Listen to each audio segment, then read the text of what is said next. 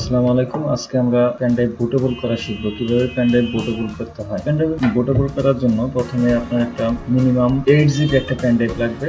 ভালো মানের পেনড্রাইভটা কানেক্ট করি।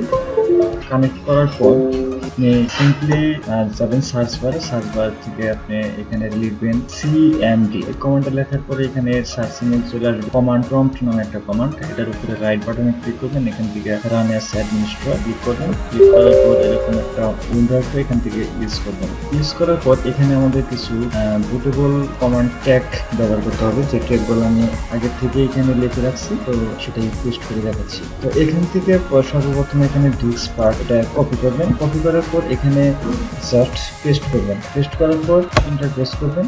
তারপরে হচ্ছে লিস্ট ডিস্ক নামের ট্যাগটা এখানে ইউজ করবেন। Paste enter. এখানে দেখেন আপনার কম্পিউটার যে মেমোরি স্পেসটা এখানে শো করতেছে। এখানে ডিস্ক 0 নামে যে কমান্ড লিস্টে দেখাচ্ছে, এটা হলো 111 জিবি অর্থাৎ 120 জিবি এসএসডি কার্ড এখানে দেখাচ্ছে স্টোরেজ হিসাবে।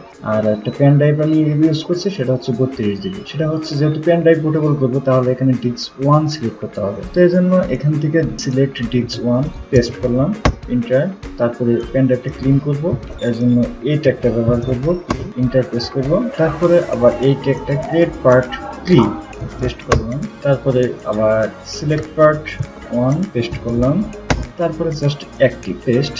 এখন জাস্ট আমরা এখান থেকে কেটে দেবো, সব কেটে দেবো। দেওয়ার পরে আমরা যাবো কম্পিউটারে। কম্পিউটার থেকে আমাদের পেন ড্রাইভের উপরে দেখেন, এখানে পেন ড্রাইভের সিস্টেমটা কিন্তু চেঞ্জ হয়ে গেছে। আগে অন্যান্য ড্রাইভের মতো দেখাচ্ছে। এখানে খেয়াল করেন, অন্যান্য ড্রাইভের মতো কিন্তু দেখাচ্ছে না। তো এটার উপরে রাইট বাটনে ক্লিক করবো, এখান থেকে জাস্ট ফরম্যাটে যাবে। ফরম্যাটে যাওয়ার পর এখান থেকে আপনি ফাইল সিস্টেমটা দেখাই দিবেন হচ্ছে NTFS বুটেবল সিস্টেম। এটা দেখে আমরা স্টার্ট, একটু সময় নেবে।